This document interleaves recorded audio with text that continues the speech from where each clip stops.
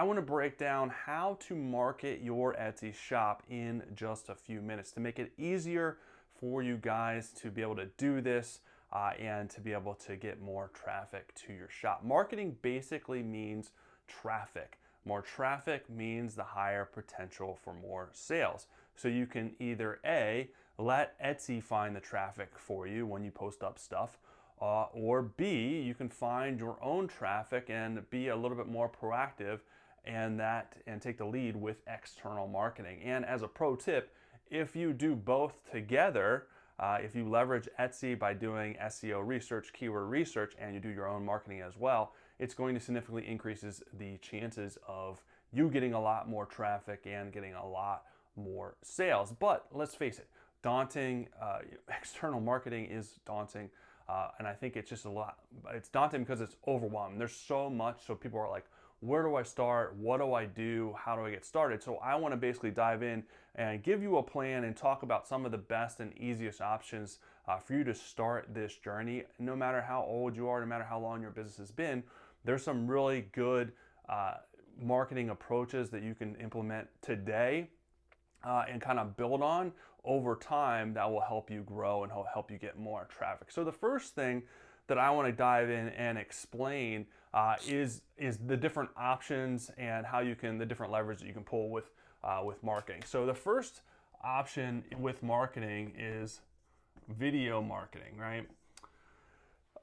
And I want to break this down a little bit further because video is not apples to apples, right? There's two forms of video that are prevalent now. So you got long form, which your long form video is usually over a couple of minutes, so it's not super short, and that brings us to the other one, which is short form.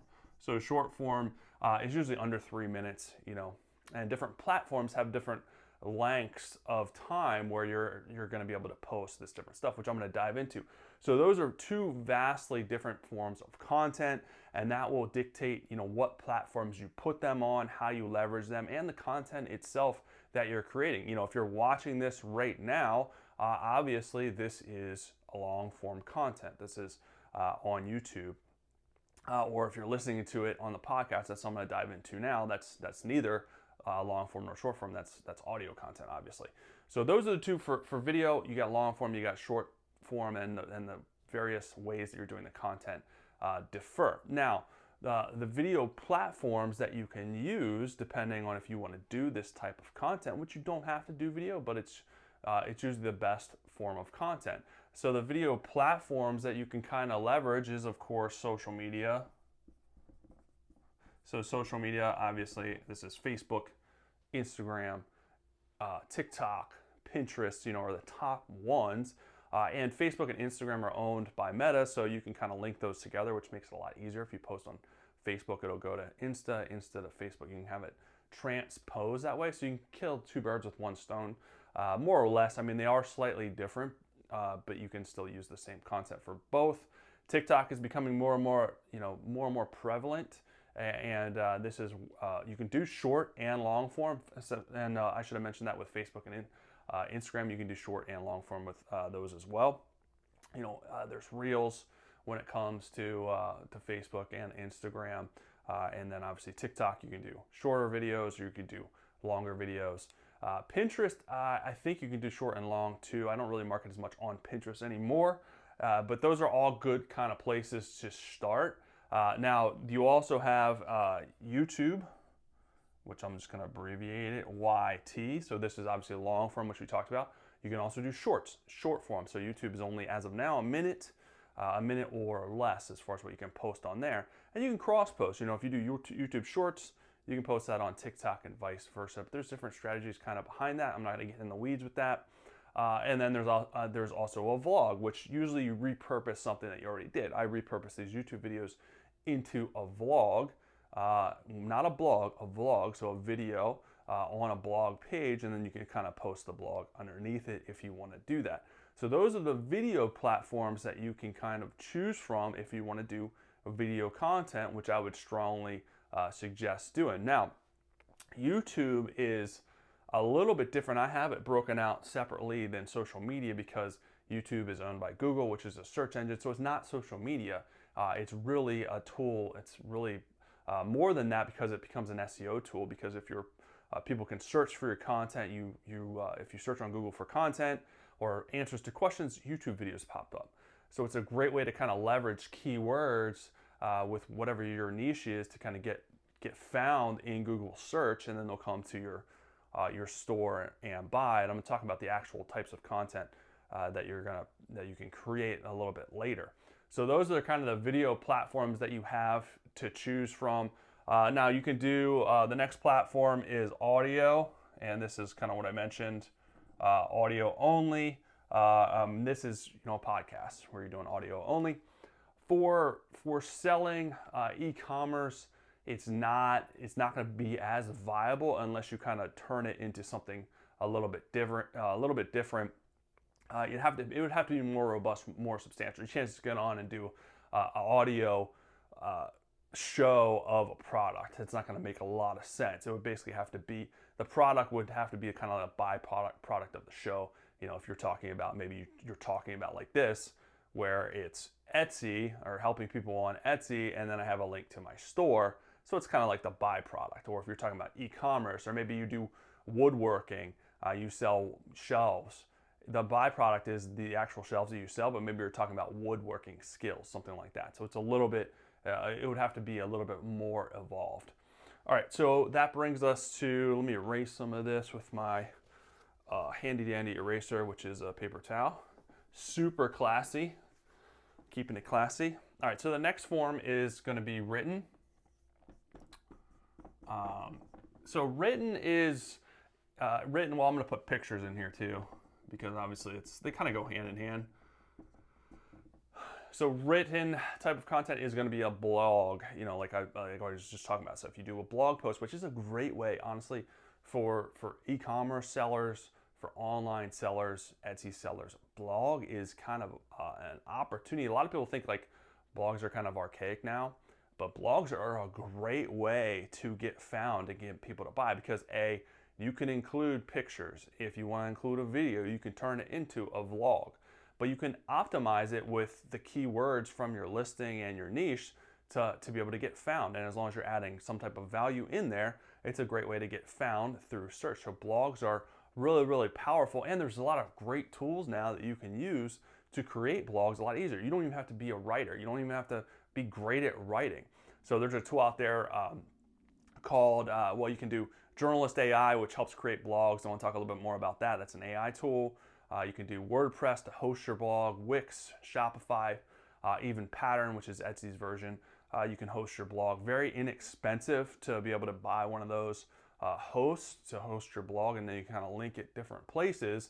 But if you really want to kind of speed things up, you can do Journalist AI with your keywords or your descriptions or whatever you want to write about, and it'll create the blog post for you.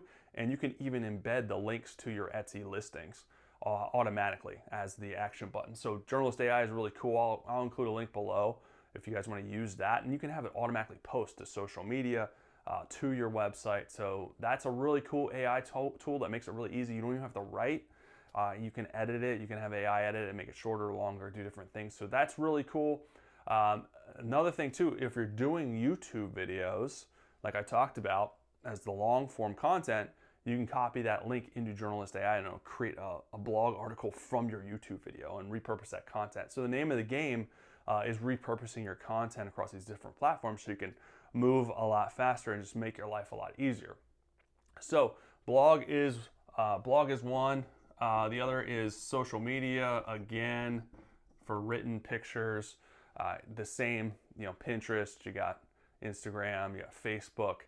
TikTok, not so much, but you can turn a picture or something written into a video on TikTok, but it's not really the best way to leverage that, but you can do it that way if you want. So you got blog, social media, and then you got email. So email marketing is really, really powerful because you can offer a discount. You can put it in a link in your announcement page to be able to sign up for a discount, and then they'll be on your email list, and then you can send them out emails, written content to get them to hopefully buy from you again. But the main goal of an email list is to build value, build a loyal following, and then they'll come back and buy from you. as you're promoting to them and sharing valuable items later on. So there's tools out there. If you use Alora, that has a built-in email CRM, which makes it a lot more inexpensive because Alora is a great keyword tool that you can use for Etsy to find keywords to up your SEO game. And then they have the built-in email CRM, which is really nice. I'll include a link below for that. So there is a free trial for that as well. It's one of my favorite tools because everything's integrated. You don't have to piecemeal stuff together. So it makes it a lot easier. But email is really, really powerful. It converts a lot higher than social media. So that's why I like to really, if you're going to start something, I would definitely start an email list because it's a slow burn. You're going to have that link out there, create an opt-in page. People are going to sign up to be on your list, but it's going to take time to kind of build that. But then you can also share that on social media. You can share that on your platforms. You can give out something, either a discount code, a free guide, something free to get them on your list. You can't just say, hey, sign up for my newsletter. People aren't going to do that. You got to give some type of value away for them to sign up to be on your email list. But again, email converts really, really high. So once you start building that list, it's a great way to get that reoccurring revenue through return buyers to your shop. So I would definitely recommend starting that sooner than later. And it's not as hard as you think. I've talked about it before on different videos. The last one, so that's the written stuff. The last one is going to be affiliate slash influencer marketing. If you can read that, doesn't really matter. Affiliate slash influencer marketing. So this is a way for you to be able to work with an influencer, a micro influencer, someone that has a decent following on Instagram or Facebook. Basically, the goal is you hire them. Usually how it works is you pay them and then they share a post with something of yours. So if you sell shirts, they would be wearing your shirt and they'll write a post about it. And then the goal hopefully is to send their traffic to your store to buy. This is something that's kind of, I've had a mixed bag when it comes to affiliate slash influencer marketing because it's not that easy. Just because someone has a huge following doesn't mean that that's going to transcend to you. And it's not always going to work the way that you think it is. I partnered with someone that had like 100,000 followers for some graphic tees, and I didn't get any traffic and no sales from her post because she's an affiliate marketer. A lot of the stuff that she posts is just kind of across the board. So it wasn't clearly defined niche. It didn't transcend or didn't kind of work well because her audience was just too broad. So I learned from that, and then I did another campaign through something way more specific. It was a holiday item I had for Halloween, so I partnered with a big Halloween influencer specifically for one of my best-selling Halloween shirts, and that worked a lot better. I did get some sales, still not enough to make it worth my while, but I learned that, hey, if you partner with someone, make sure the niche that they are in is very, very closely aligned with your niche. Because that's going to make all the difference in the world. And you just got to make sure you're doing your research. So as you grow and as you start doing social media and these different platforms, especially social media, you're going to have these micro influencers. These influencers reach out for you to do some type of sponsorship or affiliate marketing stuff. So just do your research. A lot of that's their full-time job. They don't necessarily care if sales come from it. They're going to collect the fee from you. They're going to post it. If no sales come, it doesn't matter. So some of them are better than others. Just make sure you're not getting scammed. Just make sure you're doing your research, because another thing, it's easy to get scammed if you have someone reach out and just look up their accounts, do their research, have them recommend some of the people that they worked with before, so you can get some references and just make sure that things are above board. But this is probably the last thing that I would try. Just because it hasn't worked great. I think there's a lot better opportunities with the different external marketing things that I've been talking about than starting with the affiliate marketing. So here's some keys to success to kind of wrap this thing up and tie it all up in a nice little bow for you. So when you start this, be consistent. So make sure that once you go, you can't stop. So make sure you're consistent, multiple times a week posting, releasing content, if not daily. So with that being said, being consistent means that you should probably limit what platforms you're choosing from. So don't do just because I mentioned all these, don't do all of these. Do the ones that make the most sense for you Start with the ones that you're familiar with first, and then you can expand out. And also, you can repurpose content where applicable. Again, if you decide to do YouTube, which a lot of people are a little bit more hesitant, it's a little bit harder to start, but a long form YouTube video you can make into shorter videos for TikTok, for Facebook, for Instagram. And then you can also, again, like I said, you can turn that YouTube video into a blog post.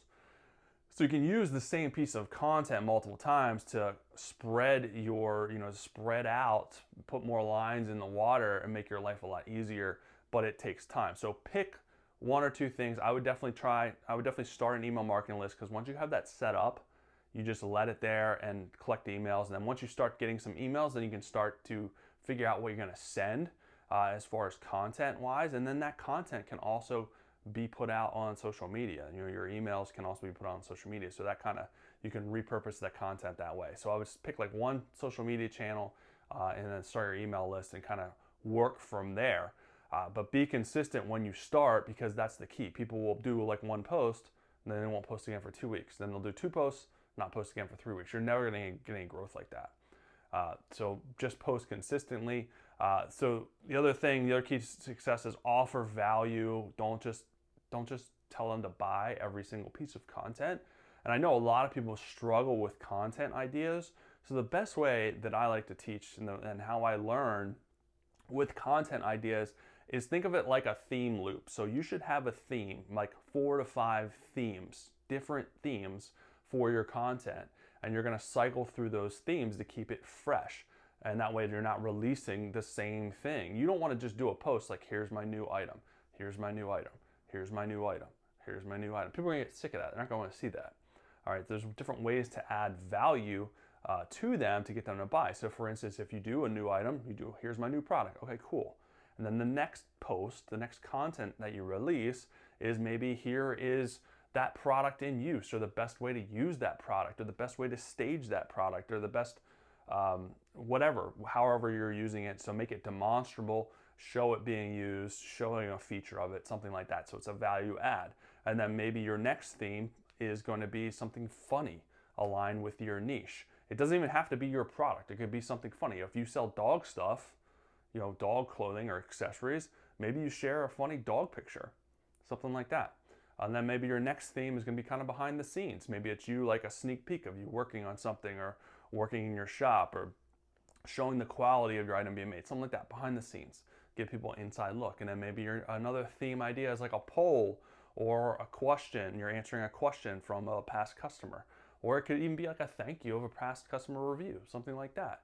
Or it could be a contest. There's a lot of different things to and that'd be more of like an engagement theme to kind of engage your audience. So, and then you would just start over again. And once you go through those 4 or 5 themes, then you would start over. Okay, here's a new product, and then here's a demonstrable post, and then here's a funny video.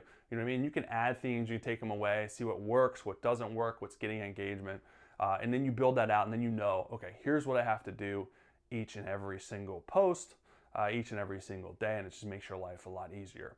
So that is an overview of the external marketing options that you have to get started. Start very small so you're not overwhelmed. Like I said, pick one thing, one place that you want to post with email marketing, or maybe just pick email marketing for now, that's fine. But pick one thing, 1 or 2 things to get started, and just work on that consistency piece before you add things later on. It'll make your life a lot easier. So hopefully that helps you guys out. I do have a new Etsy SEO Specialist Certificate program. If you want to get enrolled in that, you get several courses, several modules in there to learn SEO, to get more traffic, get more sales. And then there's you get a certificate after it's over with, which is pretty cool. So I'm running a discount on that right now. There's a link below to enroll in that.